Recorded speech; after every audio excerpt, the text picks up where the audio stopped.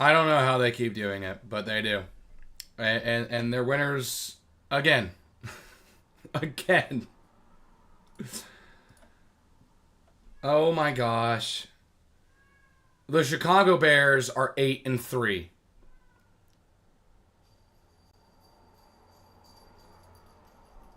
Oh, I can't believe it. Hold up. Oh, there it is. This is insane. This is insane, man.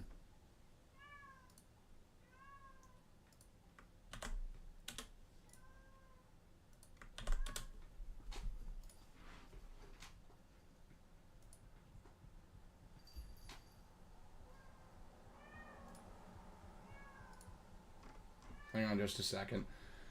I gotta take care of something real quick.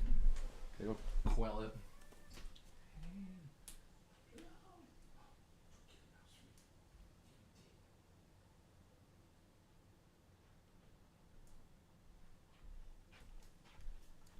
Okay. So I had to quiet down my sister's cat. Anyways. Holy jeez. Holy jeez. They did it again. They did it again, guys. They won another one-score football game. They are now 6-1 in one-score games this season. I want to remind you. Oh, well, here's this. They're 6-1 now in one-score games this season. They are also 8-3. So they have more wins this season than they had in any singular year with Matt Eberflus. He won at most 7 games. That was the most he ever won. Hang on. When it comes to, they're 6-1 one-score games. They've won 6 one-score games this year. That is more one-score wins this season in 11 games with Ben Johnson than than Eberflus had in his entire career with the Bears. Matt Eberflus won 5 one-score games in his 2.5 seasons as Bears head coach. Ben Johnson has won 6 one-score games in his first season as Bears head coach. They're 8-3. They are 8-3, man. They are 8-3.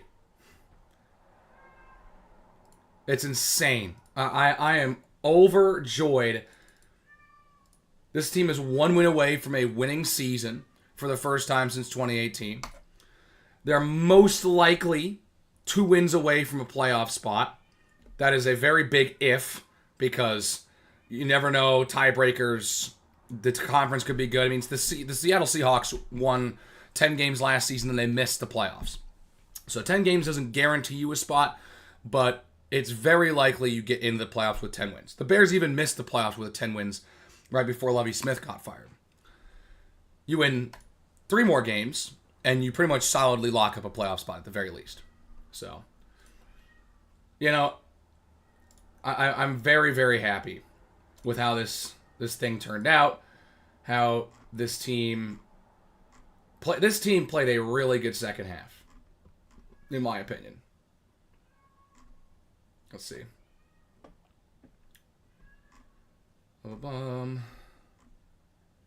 Just looking for a couple things. I want to make sure I got everything in line for what I want to talk about.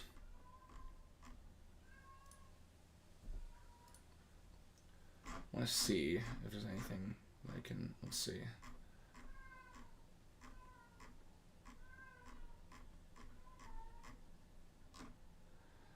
All right, so we're just gonna go ahead and roll with this for now. Yes.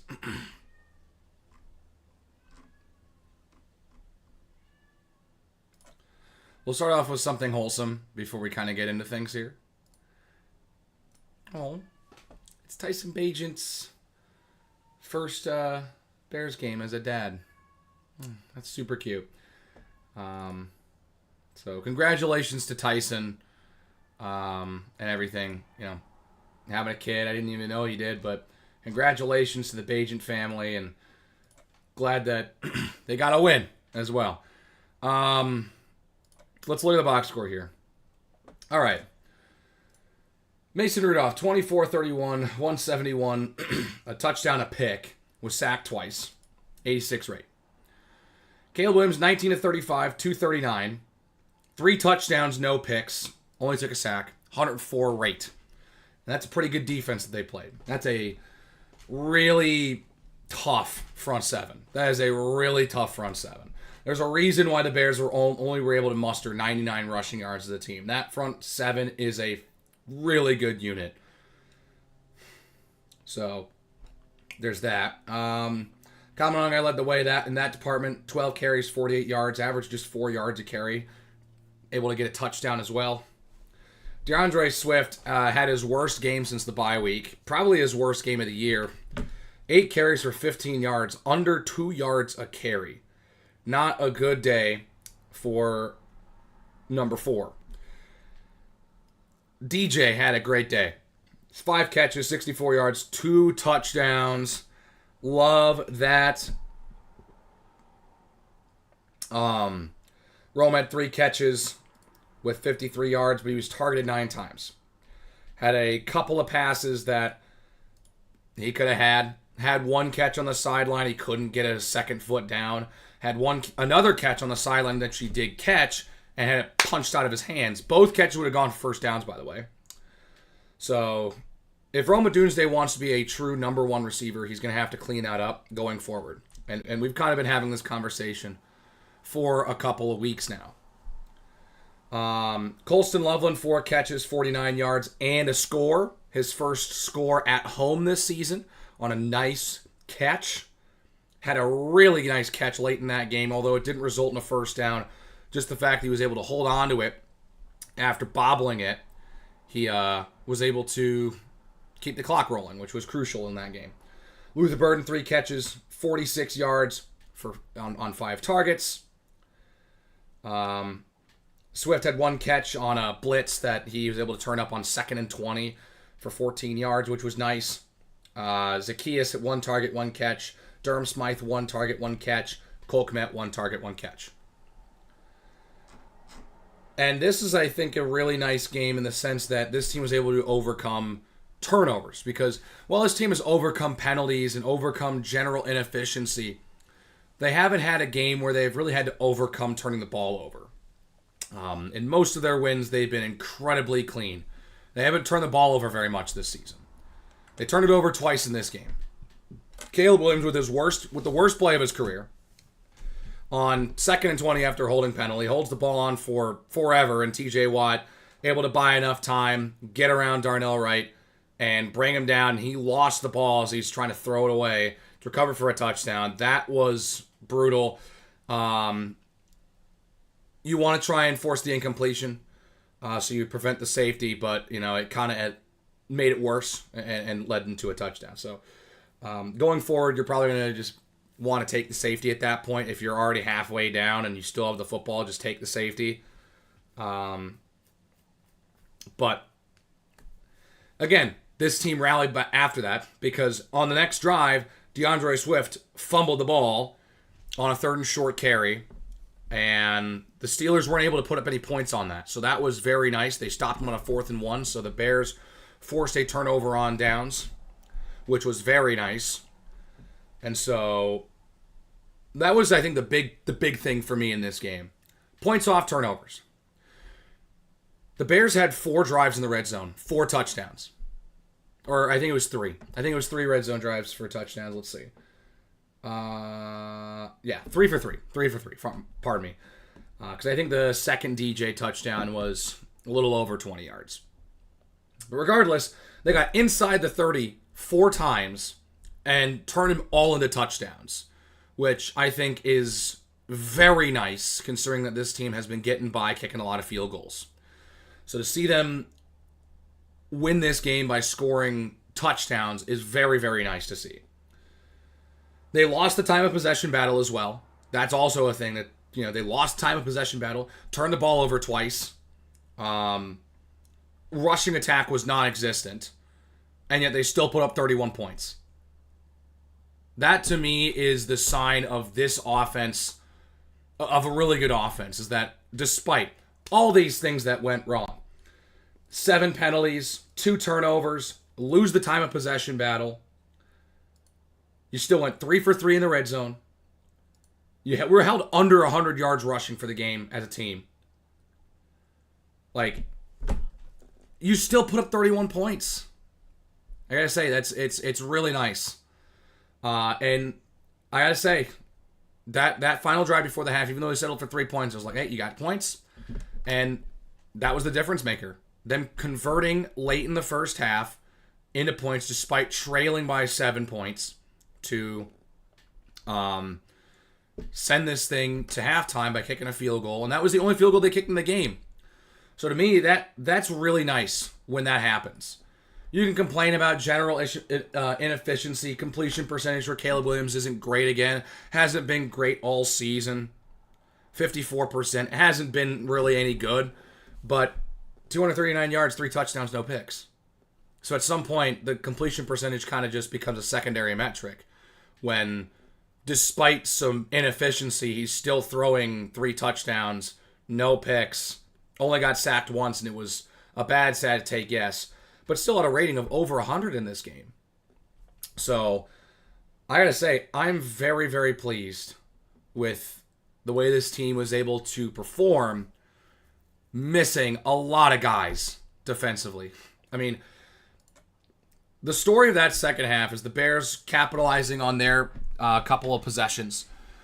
Hang on.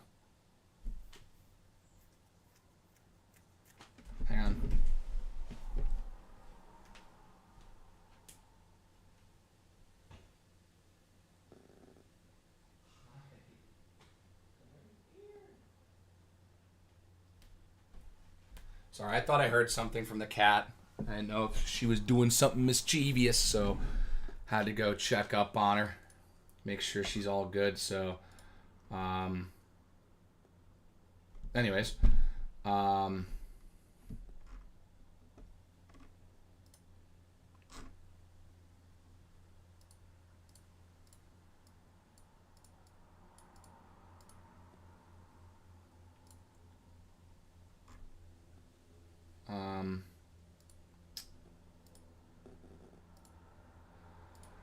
yeah. So that's there. Anyways, let's get back into it here. I gotta give a massive shout out to Dennis Allen. His defensive scheme today. They forced the Steelers to bleed a lot of clock, and there's a reason why. There's a reason why the Steelers won the time of possession. Their drives were long and methodical because they couldn't stretch the field. They had the inability to stretch the field. It was a lot of runs. They had 2 separate running backs play very well. Kenneth Gainwell was on another level in this game. 92 yards on 10 carries. Jalen Warren, 18 carries, 68 yards, but he did also score a touchdown. It's one of those things that you see, and yeah, this rushing offense just took this Bears defense for a ride.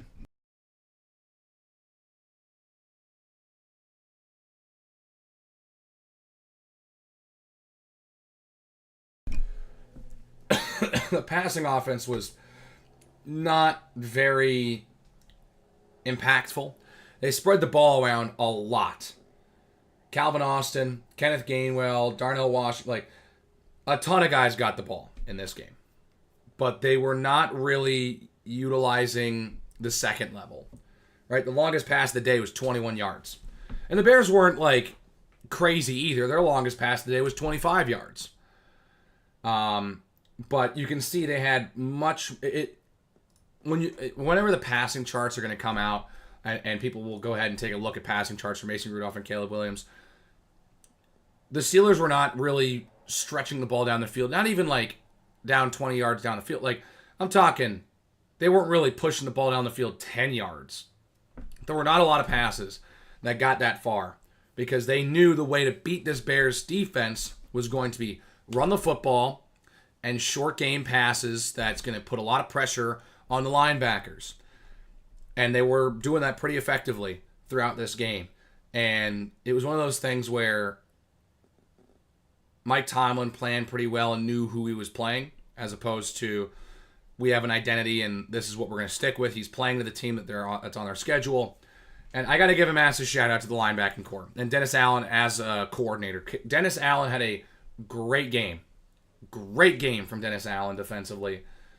You might be like, why would you say it's a great game? Because they left 28 points. With this defense down, their top 3 linebackers, not just their top 1 or top 2, their top 3 linebackers all out in this game. Their top 2 corners out for another week as well. So you're missing some of your best players defensively. You were going to need production from other members of this team. And Dennis Allen had prepared his guys, because you look at this. DeMarco Jackson and Amen Ogbongbemiga. 15 total tackles, 14 total tackles. Literally, Jackson, Ogbongbemiga, and Ruben Hippolyte, who also was going to be involved in this game, they had a combined 5 tackles on this year. The 3 of them. Ogbongbemiga didn't have a tackle. And he got 14 in this game. DeMarco Jackson, 15. Jackson had tackle for loss. Kevin Byard had tackle for loss. They didn't have a ton of tackle for losses. But Montez Sweat came up huge. Only 3 tackles, all solo and all for loss. But also 2 QB sacks. We've been looking for when the defensive line is going to step up. And this was a day that not necessarily the whole line stepped up. There were a couple nice moments from the defensive line, but Montez Sweat specifically played a big role in this one, picking up 2 sacks on Mason Rudolph. That was really important. Really important. Because not only that, he had 2 sacks, but he also had a forced fumble on one of those sacks that got the Bears the ball back. So that was huge as well. So got to give a lot of credit to Montez Sweat. He had a really nice game.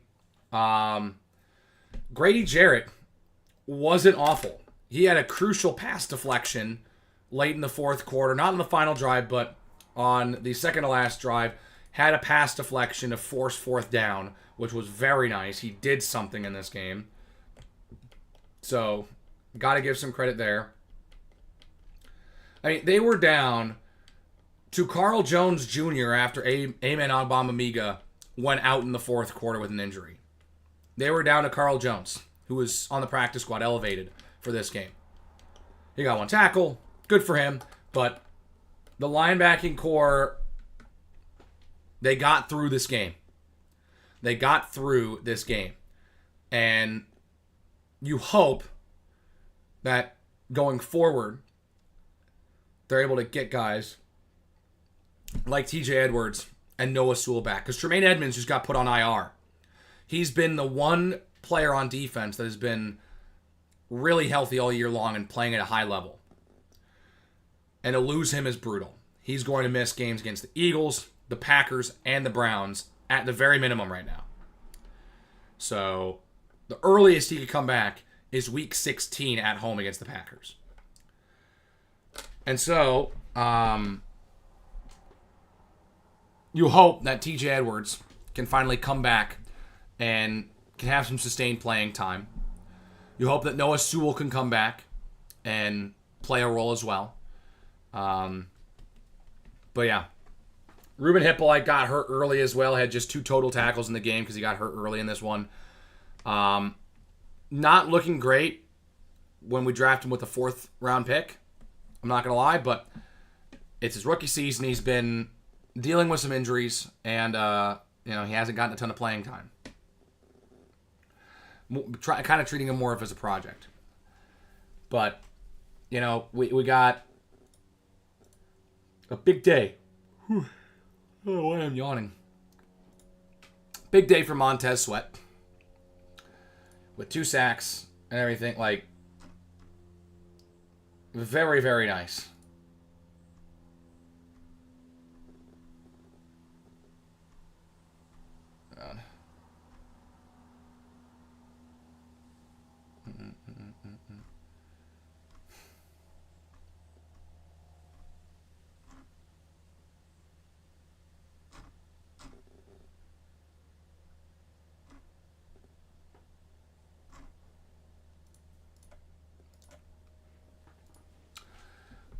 Anyways, Joe Tryon-Shoyinka had a couple nice tackles right at the line of scrimmage.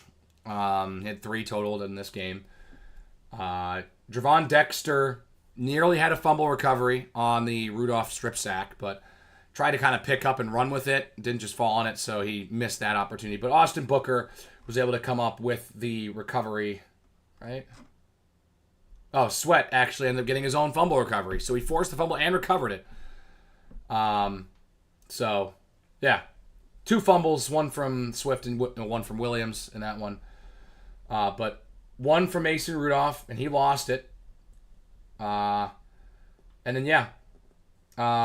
Nick Herbig, Yaya Black, also with the fumble recoveries when it comes to that department. So, yeah, I gotta give a massive shout out to that defense for surviving this game. And the offense was, this felt like another game where offense is gonna have to put up 30 points to win. And they put up 30 points and they won. That's the big thing. What we expected and what we wanted out of this team and what we thought was going to have to happen for them to win this game is what happened. A lot of people thought that they were going to need to put up 30 points, and they did. I didn't think that they were going to need to put up only 31. I thought they were probably going to need to put up another touchdown with just the amount of injuries on that defense and how they kept getting hurt because Tyreek Stevenson ended up going out with an injury. Nashawn Wright was able, I think, to finish that game, but they were down. Or I don't know if he did. I think Elijah Hicks played in his spot. So, that defense is really hurt. Really hurt. They cannot afford a ton more injuries. But, hey, the Bears are 8-3. Not much to complain about there. Anyways, I want to talk about this bad boy. Second offensive play for Pittsburgh. They try to dial up a deep shot. And, Nashawn Wright. Are you serious? Are you serious, man? What a play. The last 2 weeks, say what you want about Nashawn Wright's coverage, his tall frame allows him to make plays like this. That was a phenomenal play. And Nashawn Wright was able to get this team a big takeaway early in this game, which they turned into a touchdown. This was a phenomenal play. I don't know how he got the foot and the knee down, but he did. That was insane. Let's take a look at just looking at this again. Let's look at it from this angle. He initiates the contact with one hand. It's up in the air, and he's able to corral it, protect it, 1 foot down, knee down, has control. That's it. It's a pick. Nashawn Wright is playing his way onto this roster long term. He's playing his way to quarterback 3, to playing opposite of Jalen Johnson. Absolutely he is. He is now tied with his teammate Kevin Byard for the most INTs this season. Nashawn Wright is having a very, very good season. His coverage is still a little bit questionable at times. There's definitely room for growth there, but Al Harris has done a wonderful job with this young guy who they have on a 1 year or $1 million deal. He is having a great season. And then after the Wright INT, he's making $1.7 million. Making $1.7 million. Yeah, I think I gotta reload this. Come on. Let's go. Caleb Williams with a dot to DJ for a score from the 5. Love to see that. That was a really nice pass. Good route from DJ. I was glad he was able to haul that one in. DJ's had a bit of a slump as of late. Had a nice game against Cincinnati with the passing touchdown and the rushing touchdown, but hasn't had a receiving touchdown since week 3 against Dallas. So nice to see him get one there. We got more about, and then, they let the Steelers go down a long, methodical drive for a touchdown. Let's see. Let's see the drive chart here. Touchdown, 13 plays, 95 yards in 8 minutes. That was way too easy. They had a couple drives like that felt very easy. And then the Bears had 2 fumbles in a row. One of them turned into a defensive touchdown for Pittsburgh, and one of them turned into a turnover on downs. They tried the tush push on 4th and 1. It didn't really get a great start, but hey, this ragtag team of defenders getting the job done on a 4th and 1 tush push type of play. And if I'm correct, it was on the ensuing drive, after forcing a turnover on downs, it's Williams to Loveland, which, great catch, great way to get in after the catch as well. Draped by a defender on 3rd down, 2. Very nice play from the tight end. His 3rd touchdown catch of the year. Love to see it. That was really, really nice. His first touchdown at home in his career.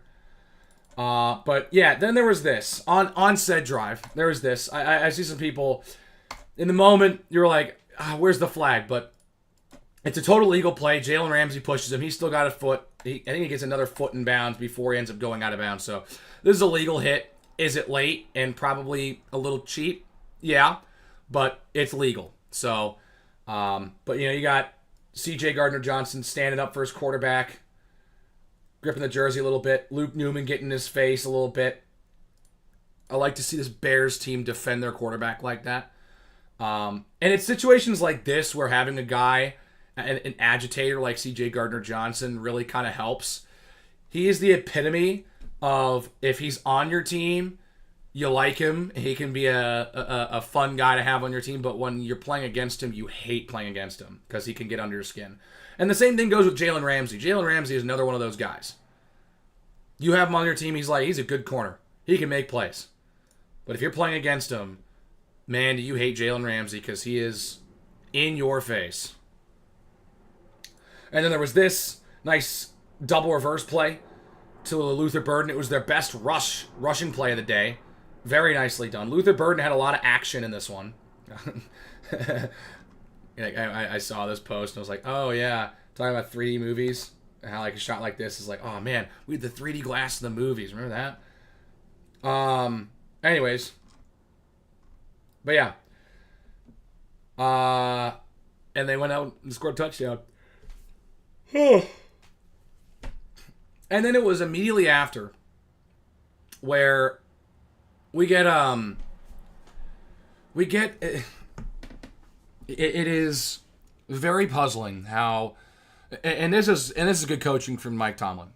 They get the Steelers to a 4th and 1, but it was like 3rd and 13 if I'm correct. It was 3rd and 11. Short pass for 10 yards. And it was a direct snap and a fake tush push to Kenneth Gainwell, who turns it upfield, nearly scored. He was down at the 1, but this was one of those few scenarios where it's like, they're going to score anyways. Like, sometimes you think that in these types of scenarios, like, why are you making this change? Just give him the touchdown. And then, all of a sudden it's 3rd and goal from the 3 or whatever, right? But this was absolutely a moment where I'm like, just give them the touchdown. They're going to score in the next play anyways. And they did. To take the lead 21-14. And then the offense goes down the field, able to get to field goal range, set up Cairo Santos, who boots the 47-yarder through, right down the middle. Bang. Bears go into halftime, kicking the ball away, down 4 points. I mean, you look at the drive chart here. Interception, turnover on downs, and the other 2 drives, touchdown, touchdown. Third quarter, punt, fumble. 6 plays for 1 yard. As they got looks like, yeah, they got a first down. Yeah, they had a first down, and then I'm so confused. Why does it only say 1 yard? They got a first down. It would be at least like 10. I don't remember it too clearly, but they forced him to punt. Bears respond with a touchdown on a couple of nice plays, hitting Odunze, hitting Moore. DeAndre Swift breaks it upfield. And this was one of those things. Yeah, that's what it was. DJ Moore goes inside the Pittsburgh 25, takes a taunting penalty because he tosses the ball to the defenders. Look, you can complain about it being soft or anything. That's just what the rule book states. And that is clear taunting. That's been called for years.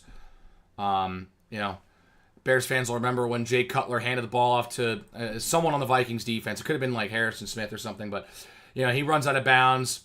He's exchanging some words. He hands him tosses him the ball. He gets flat. Like that's a penalty. But then it's DeAndre Swift on the blitz, able to turn it upfield for 14 yards. You're like, okay, third manageable. And it's DJ Moore for 25 yards in the touchdown on the free play too. A little nod to Aaron Rodgers. A little nod to one of Caleb Williams' most favorite quarterbacks to watch as a kid, and Aaron Rodgers. With the free play touchdown. And I love to see that. Got the jump. DJ Moore was wide open. Backed in for a score. So DJ Moore, after having 1 touchdown all year, 1 receiving touchdown all year, has 2 in this game.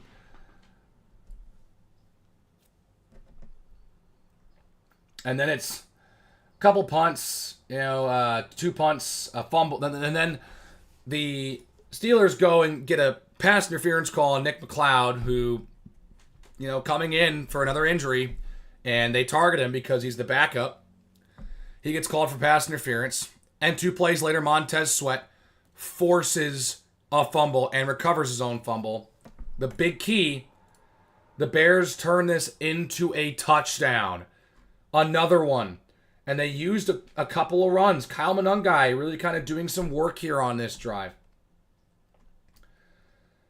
12-yard run, 8-yard run, had another 5 yards, and then ended up finishing the drive with a 2-yard touchdown run, and the Bears go up 10 points. Awesome. That's great. And then my concern is okay, you're up 10 points. Your defense has played very well. They've had 3 drives, and they have had little to show for it. 17 plays, 73 yards. It took almost 8 minutes. I'm like, all right, they're burning a lot of clock. The 3 touchdown drives, 2 of the 3 touchdown drives, 2 of the 3 touchdown drives that the Steelers had, 8 minutes. So they were burning a lot of clock on these drives because they knew they were running the football and they were running short passes. They were staying in bounds. They were bleeding this clock way down. And they got to give credit to the Steelers defense. They forced 2 punts. 2 3-and-outs specifically. But the Bears force a punt. And then they're able to hold on and end the game before they can get to field goal range. Probably a little bit too close for comfort, as per usual. But hey, all the naysayers and all the people who are putting a bunch of asterisks behind the Bears' 7-3 record were like, well, they haven't beaten a winning team. They've been beating a team with a winning record. They can't beat a good team. Well, they beat a team with a winning record today. They beat a team with a winning record today. I don't care it was a backup quarterback. They beat a team with a winning record with their top 3 linebackers out. their top 2 corners out, and cornerback 3 got hurt in the game, linebacker 4 and 5 got hurt in the game. This defense was down for the count. Their running offense was non-existent. They had to beat this Pittsburgh Steelers team through the air, and they did. And they scored 31 points. So, yeah. Very nicely done from this team. Here it is. They're the sweat sack. This is his first sack of the day. So, both in the third quarter. And then here's the free play touchdown. That you can see the flag go up. They get the jump. And he just delivers a strike. Wide open, too, in the second level. DJ Moore is wide open. That's an easy touchdown throw. You can see he's happy about that one. And then here's the strip sack. Rudolph just took too long, and then he lost the ball. You see Dexter kicking it around. He tried to pick it up. He lost it, and then Sweat ended up getting back up on his own fumble, which is huge. And then Monungai finishes that. Oh, by the way, let's just watch this real quick. Come on. Trick play? Jameis Winston? Oh! Jameis. Oh, my gosh. I know the Giants are now 2-10. That's a pretty fun football team to watch. But, yeah. We can't get a comfortable, the tweet encapsulated it all. Can we get a comfortable fourth quarter Bears win? No, we cannot. But the big difference in this one is that it did not require a comeback drive. It didn't require this team to lead a drive after blowing a lead or lead a drive when they were trailing late. This team was in the lead the entirety of the second half after their first touchdown to DJ Moore. They led the entire rest of the way, and their defense was able to get a stop to end the game, which was very nice. So a bit of a different way to win, because they've proven to us that they can win games by being down one score with 2 minutes to go in the fourth quarter. They absolutely have done that. But they have yet to prove us that they can finish off a team before it gets to that point. And it got a little close, but they got it done. And they are 8-3. And with the Packers winning today as well, they stay in sole possession of first in the division. They're 8-3. The Packers are 7-3-1. Yes, 7-3-1, and the Lions are 7-4. They still have a half-game lead on the NFC North. And then the Lions and Packers will duel it out on Thanksgiving, and then the Bears will play the next day against the Eagles. That'll be their toughest test yet. By the way, the Eagles are up 21-0 on Dallas. So that is the next week against the Eagles is going to be the biggest test for this Bears team this season. But it also sounds like this team was being a little bit conservative with players they were playing because they activated both Gordon and Johnson from the IR this week. So they practiced this week, but they didn't play today. So I think the idea is they bring in Gordon and Johnson in next week against Philly. And then I think that TJ Edwards or Noah Sewell, you hope that one or both of those guys are able to be good to go for next week against Philly as well. And it just having Gordon, Johnson, and Edwards in would be huge. It'd be the first time this season that all three of those guys play in the same game. So it would be very nice to have those guys in and playing. So that I think will give them the best chance to win that game. And that's the other thing. You can complain about the way this team's winning, blah, blah, blah, blah, blah. All these asterisks. You can say if, but. The big thing to me, this team is 8-3. While Caleb Williams has definitely not been the most efficient quarterback this year. He's, his completion percentage is, I don't even know if it's over 55%. It's not good. His completion percentage is not good this year. But and the defense has just been injured and just has not had a chance to get healthy. They had the early bye week, which I thought maybe would have been helpful with some of these big guys out. But people have been re-injuring things, getting hurt again, and now we're in the slog of the rest of the year, this team is going to be playing every week from here on out unless they somehow get the 1 seed in the NFC, which is not going to happen. But that's the thing. This team is going to have to get by with injuries. But it seems like this team might be getting healthy at the right time. This team was able to get through the weaker portion of their schedule with significant injuries on the defensive side of the ball, while then also seeing a second-year quarterback with his fourth offensive coordinator, third head coach, and excelling. Playing very well. Like, say what you want about the completion percentage this season. See, is this updated? I don't know if this is updated. I think this is. Oh, this is new. No, it is. It is updated. He's only thrown 1 pick in his last 5 games. In his last 4, he hasn't thrown a pick. He's got 7 touchdowns, no picks. Let's see. Like, he hasn't eclipsed 300 yards in a passing in a game this season yet, which I think is fine right now. And that's probably because the completion percentage is pretty low. Actually, it's actually a little bit better than I thought. 59%. Actually, that's actually a little bit better than I thought it was. I thought it was more closer to like 54, 55 than it was to 60. But, first 3 games he was over 60. But he's only had 1 game since where he's been over 60, right? And he's barely eclipsed 55, in one of his last 3. So completion percentage, not great. But 13 touchdowns to just 4 interceptions. He doesn't turn the ball over. He's fumbled it. Hang on a second.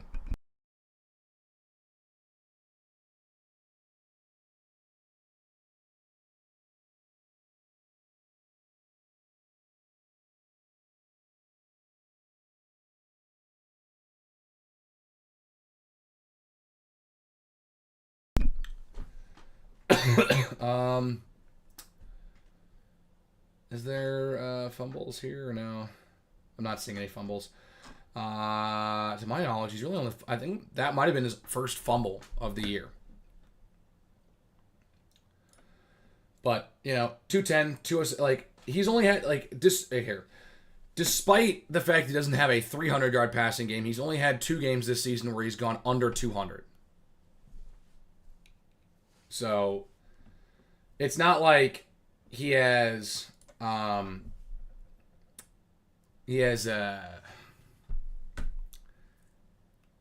it's not like he's stunk this year. He's got 2,329 passing yards. He's already on pace for one of the best passing seasons in Bears history. Again, by the way, he already had I think it was a top 5 passing season in Bears history. Let's see.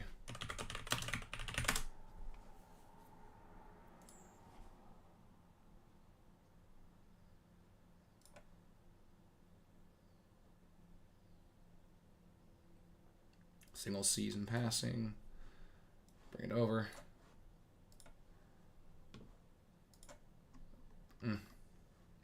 I have to adjust it. Eric Kramer has the record, 38-38. Caleb Williams was 5th last year. He's 5th with 35-41. There's just been 5 seasons in Bears history where the quarterback has thrown for more than 3,500 yards, 3,500. And he's on pace to probably do it again. So, there is a lot still left to be desired when it comes to Caleb Williams. If he has, I think general efficiency needs to go up, right? We want to see higher completion percentage. We want to see some of these, especially some of these easy throws that he missed today, like that one to Luther at the end of the second quarter. It was just wide open at a first down. It's like, okay, you got to hit those, right? But I will say he has done a very good job having the mind of a goldfish this season.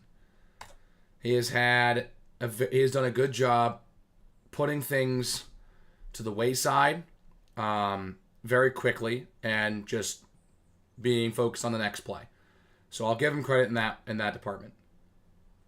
But anyways, if you guys have any more things you want to mention or any questions you have for me, please let me know. If not, then I'll go ahead and end the stream here, and we will talk again sometime soon. Stream next week after the Eagles game is TBD. Right now, we'll see if I have some time to do that, or if it's really I'm only going to have time to film the reaction video. If that's the case, I will do just the reaction video. I will tell you, especially now that the Week 14 game against Green Bay has been flexed to an afternoon or a late slot, right? To a late slot, being 4:25 Eastern, 3:25 Central.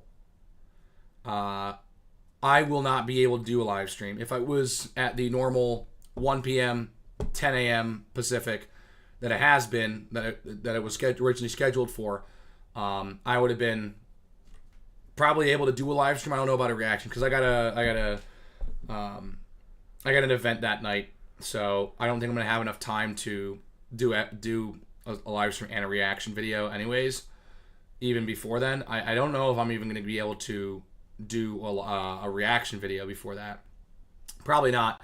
It's probably going to be an upload the next morning type of game, and record that night after the event and whatnot. So the next 2 weeks are TBD with live streams, and then we should be back to the regularly scheduled programming Week 15 after they play Cleveland. So there's that. That's that. Yeah, I'm gonna get out of here. We'll take a second here to catch up on the late window and see what's going on. Oh my gosh, I can't. And then film a reaction video. That's what I was gonna do. That's what I'm gonna do. Film a reaction video. So, yeah. Anyways, thank you all for stopping by. If you did, and I will see you around. Reaction video coming out in a couple of hours. And yeah, bear down. They're 8-3. They keep finding ways to win. Something this franchise has not done a lot of in the last decade plus. They're finding ways to win. And I'm just happy that that's the case right now. They're 8-3, baby. Bear down. Can they get to 9-3? I don't know. It's a lot to ask to go into Philly and win. But, it could happen. We'll see. This team continues to find ways to win down the stretch. We'll see if they find a way on Friday. Anyways, that's it. I will see you around. Reaction video coming up.